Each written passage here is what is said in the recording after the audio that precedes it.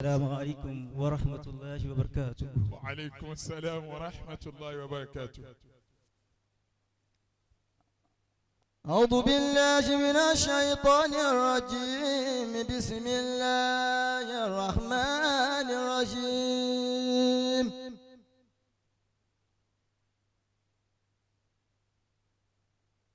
قد أفلح المؤمنون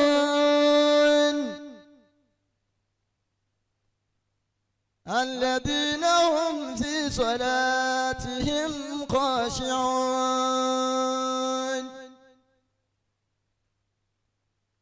والذين هم عن اللغو معرضون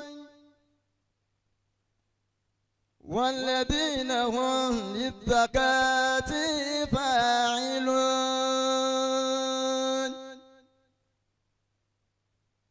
والذين هم لفروجهم حافظون إلا على أزواجهم أو ما ملكت أيمانهم فإنهم غير ملومين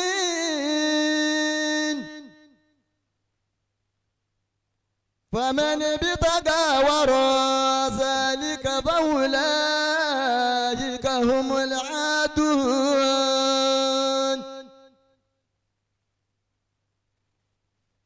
والذين هم لأماناتهم وعدهم راعون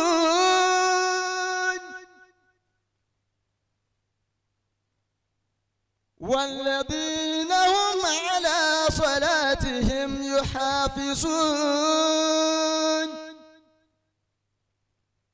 أولئك هم الوارثون الذين يرثون الفردوس هم فيها خالدون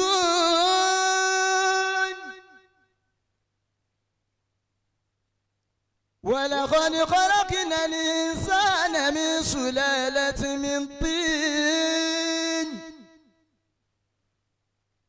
ثم جعلناه نطفة في قرار مكين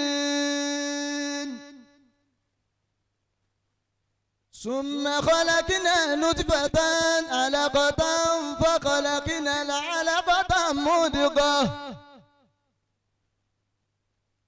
فخلقنا المضغة عظاما فخشونا العظام لحما ثم أنشأناه خلقا آخر فتبارك الله وأحسن الخالقين. صدق الله العظيم. الله أكبر. àfàwà tó ń tó ẹ kárí ẹ ṣe báwọn bàbá yín ti ṣe ẹ ṣeun tẹ já máa rántí àná nínú ṣèṣì àti ohùn kódà àti mímọ́ hubba qari al-Qur'an lànàbí wí wal Qur'an yẹl anhu ládàá ló fẹ́ gbà níbi kó ké Qur'ani àmì èpè ni ó gbàbọ̀ gbà tí máa ń ké bọ́lọ́hún ti sọ̀ kalẹ̀ fún ànábì ẹ kárí ẹ ṣeun tẹ ṣe báwọn bàbá yín ti ṣe.